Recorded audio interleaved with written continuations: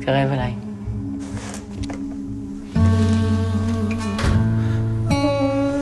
על מה מותר לנו לדבר? על הכל, חוץ מפרטים מזהים. מה בעלך אומר על המקצוע שלך? אין לי בעל. מי זאת?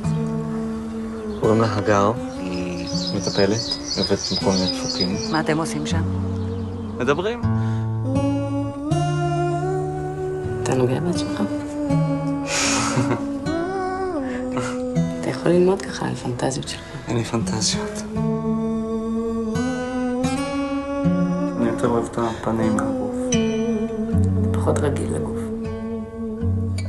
מישהו נגע לך פה.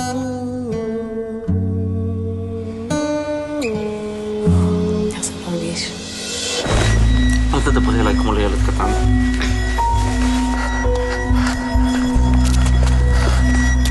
מה קרה?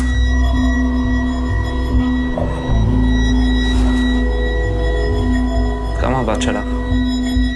פוחדת שאני איזה פסיכופת שיחפש אותך?